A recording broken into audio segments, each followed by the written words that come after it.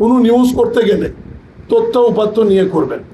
যে রাস্তাটি নিয়ে আপনারা বারবার নিউজ করছেন, এই রাস্তাটি গত বছর আগস্ট মাসে বা পরবর্তী সময় ওটা ৮৬ লাখ টাকা টেন্ডার হয়ে গেছে, ঠিকাদার নিয়োগ আছে। মাননীয় প্রধানমন্ত্রী ওখানে যাবার সময় যেহেতু রাস্তাটি কাঁচা ছিল, ঠিকাদারকে ওই সময় আমরা কাজ যেহেতু শুরু করাতে পারিনি, এবং রাস্তাটি আরো উঁচু হবে মাটি কেটে, মানে ওই টাকার মধ্যে ৮৬ লাখ টাকার মধ্যে যা করার প্রয়োজন।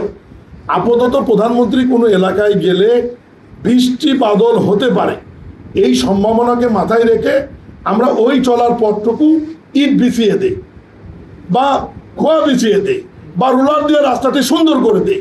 যেহেতু উনি পায়ে হেঁটে চলাচল করবেন, খাল কাটবেন, খাল কেটে পায়ে হেঁটে ওনার বাড়িতে যাবেন, ঠিক জরুরি ভিত্তিতে স্থানীয় প্রশাসন ওই সময় ওই ব্যবস্থাটাই করেছিলেন। এখন সেই ইটটা যদি ভাড়া নেওয়া হয়, এটা তো খুব একটা অপরাধ হয়নি। নিউজটা আরো ভালো হতো যে চাঁদা করে ইট নিয়ে এসে করছে। নিউজটা দ্বারা ভাড়া করে ইট নিয়ে এসে স্থানীয় প্রশাসন আপাতত মাননীয় প্রধানমন্ত্রী চলাচলের ব্যবস্থা করেছেন।